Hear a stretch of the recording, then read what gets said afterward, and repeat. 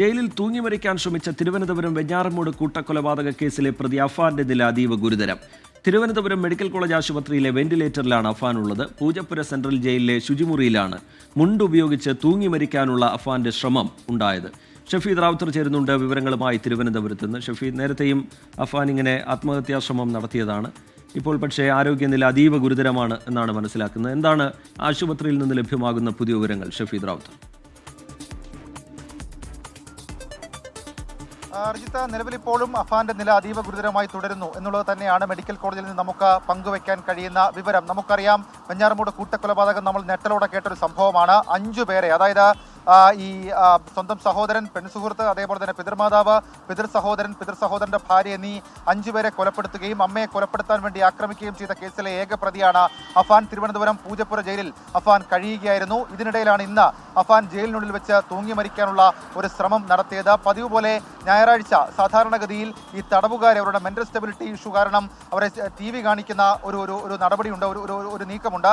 അങ്ങനെ അതിനു വേണ്ടിയിട്ടാണ് സെല്ലിൽ ഒറ്റയ്ക്ക് കഴിയുന്ന അഫാനെ ഇന്ന് പുറത്തേക്ക് ഇറക്കിയത്. അങ്ങനെ ഈ TV കണ്ടുകൊണ്ടിരിക്കുന്നതിനിടയിൽ ഒപ്പം ഉണ്ടായിരുന്ന ഉദ്യോഗസ്ഥന്, ജയിലിലെ ഉദ്യോഗസ്ഥന് ഒരു ഫോൺ വരുന്നു. അത് അറ്റൻഡ് ചെയ്യാൻ വേണ്ടി അദ്ദേഹം മാറിയപ്പോൾ അഫാൻ അവിടെ ഉണ്ടായിരുന്ന ഉണങ്ങാനിട്ടിരുന്ന മുണ്ടുപയോഗിച്ച് ശുചിമുറിയിൽ കയറി തൂങ്ങുകയായിരുന്നു എന്നുള്ളതാണ് ജയിലിൽ നിന്ന് നമുക്ക് ലഭിക്കുന്ന വിവരം. അബ്ഡക്ഷൻ ഉൾപ്പെടെയുള്ള കാര്യങ്ങൾ സംഭവിച്ചിട്ടുണ്ട്. കഴുത്തിന് കാര്യമായ പരിക്ക് അഫാന് പറ്റിയിട്ടുണ്ട്. തുടർന്ന് വളരെ പെട്ടെന്ന് തന്നെ അഫാനെ തിരുവനന്തപുരം മെഡിക്കൽ കോളേജ് ആശുപത്രിയിലേക്ക് എത്തിച്ചു. ആദ്യം കാഷ്വാലിറ്റിയിൽ വെച്ച് പരിശോധന നടത്തുമ്പോൾ അഫാന്റെ പൾസ് ഉണ്ടായിരുന്നില്ല. പെട്ടെന്ന് തന്നെ ICUവിലേക്ക് മാറ്റി. ICUവിൽ വെച്ച് അഫാന് ഫിക്സ് വരികയും തലയിലേക്കുള്ള ഓക്സിജന്റെ പോക്ക് അതടക്കം തടസ്സപ്പെടുകയും ചെയ്ത പശ്ചാത്തലത്തിൽ അഫാനെ വെന്റിലേറ്ററിലേക്ക് മാറ്റി ഇപ്പോൾ ചികിത്സ ഉറപ്പിക്കുകയാണ്. വിദഗ്ധ ഡോക്ടേഴ്സ് ഉൾപ്പെടെയുള്ളവരുടെ സംഘം അഫാനെ പരിശോധിച്ചു. ഇപ്പോഴും അഫാന്റെ ആരോഗ്യാവസ്ഥ ഗുരുതരമായ സാഹചര്യത്തിൽ തുടരുന്നു എന്നുള്ളതാണ് മെഡിക്കൽ കോളേജിൽ നിന്ന് നമുക്കറിയുന്ന വിവരം. മെഡിക്കൽ കോളേജിൽ നിന്ന് ഔദ്യോഗികമായ ഏതെങ്കിലും തരത്തിലുള്ള മെഡിക്കൽ ബുള്ളറ്റിൻ ഉൾപ്പെടെയുള്ള കാര്യങ്ങൾ ഇതുവരെയും പുറത്തിറക്കിയിട്ടില്ല. കഴിഞ്ഞ കുറച്ച് മണിക്കൂറുകളിലാണ് ഈ സംഭവങ്ങൾ ഇത്രയും ഉണ്ടായത്. നേരത്തെയും അഫാൻ ആത്മഹത്യാ പ്രവണതയടക്കം പ്രകടിപ്പിച്ചിട്ടുണ്ട്. പ്രത്യേകിച്ച് ഇത്രയും പേരെ കൊലപ്പെടുത്തി, 5 പേരെ കൊലപ്പെടുത്തുകയും സ്വന്തം മാതാവിനെ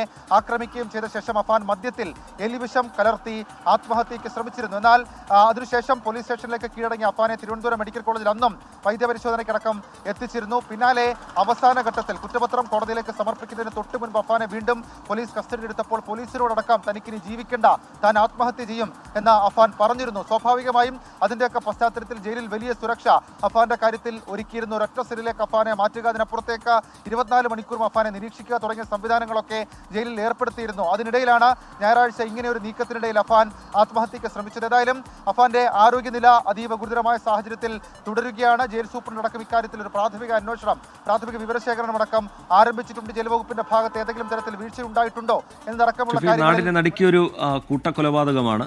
അതിൽ നമ്മൾ നേരത്തെ പറഞ്ഞതുപോലെ നേരത്തെയും ആത്മഹത്യാശ്രമം അഫാന്റെ ഭാഗത്തു നിന്നുണ്ടായിട്ടുണ്ട്. മൊഴി നൽകുന്ന ഘട്ടത്തിലൊക്കെ അത്തരത്തിലുള്ള ചില പരാമർശങ്ങൾ, താൻ ആത്മഹത്യ ചെയ്യും എന്ന തരത്തിലൊക്കെയുള്ള ചില പരാമർശങ്ങൾ അഫാൻ നടത്തിയതായൊക്കെ വിവരങ്ങൾ പുറത്തു വന്നിരുന്നു. അതിൻ്റെ ഭാഗമായൊരു പ്രത്യേക ജാഗ്രത അഫാന്റെ കാര്യത്തിൽ ഉണ്ടായിരുന്നു. അതാണ് ഒറ്റയ്ക്കൊരു സെല്ലിൽ താമസിപ്പിക്കുന്ന അടക്കമുള്ള നടപടികളൊക്കെയാണ് പിന്നീട് ഉണ്ടായത്. ഇനിയിപ്പോൾ വിചാരണ തുടങ്ങാനിരിക്കെയാണ് പ്രതിയുടെ ഭാഗത്ത് നിന്ന് ഇങ്ങനെ ഒരു ശ്രമം ഉണ്ടായത് എന്നത് ശ്രദ്ധേയമാണ്.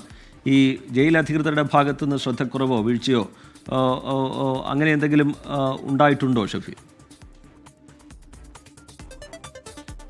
അതിനെക്കുറിച്ച് ഈ ഘട്ടത്തിൽ എന്തെങ്കിലും സ്ഥിരീകരിച്ച് പറയാൻ കഴിയുന്ന ഒരു അവസ്ഥയല്ല. കാരണം നമുക്കറിയാം, ഈ അഫാൻ ഈ ആത്മഹത്യാ പ്രവണതയടക്കം പ്രകടിപ്പിച്ച ഒരാളെന്ന നിലയിൽ അഫാനെ ഒരൊറ്റ സെല്ലിലേക്ക് മാറ്റുകയും അതേപോലെ അഫാൻ 24 മണിക്കൂർ നിരീക്ഷണം, കൂടാതെ അഫാന് നൽകുന്ന ഭക്ഷണങ്ങളടക്കം പ്രത്യേക ശ്രദ്ധ, അതടക്കമുള്ള കാര്യങ്ങളൊക്കെ ജയിലധികൃതർ നടത്തിയിരുന്നു. പക്ഷേ ഇന്ന് അപ്രതീക്ഷിതമായി, ഒരിക്കലും പ്രതീക്ഷിക്കാത്തൊരു സാഹചര്യമാണ്. ജയിലിലെ ഒരു നിയമം കൂടിയാണ് തടവുകാർക്ക് ഞായറാഴ്ചകളിൽ സിനിമ കാണാനുള്ള അവസരം. പ്രത്യേകിച്ച് വിചാരണ തുടങ്ങാനിരിക്കുകയാണ്. ഈ കൊലപാതക കേസുകളിൽ പിതൃമാതാവ് സൽമാ ബീവിയെ കൊലപ്പെടുത്തിയ കേസിൽ പാങ്ങോട് പോലീസ് കഴിഞ്ഞ ദിവസങ്ങളിലാണ് കുറ്റപത്രം കോടതിയിൽ നൽകിയത്. മറ്റ് പ്രധാനപ്പെട്ട 4 കൊലപാതക കേസിലും അമ്മ ഷമിയെ ആക്രമിച്ച കേസിലും വെഞ്ഞാറമൂട് പോലീസ് ഉടൻ കുറ്റപത്രം നൽകി. ഈ വിചാരണ നടപടിയിലേക്ക് കടക്കാനിരിക്കെയാണ് അഫാന്റെ ഭാഗത്ത് നിന്ന് ഇങ്ങനെ ഒരു നീക്കം ഉണ്ടായിട്ടുള്ളത്.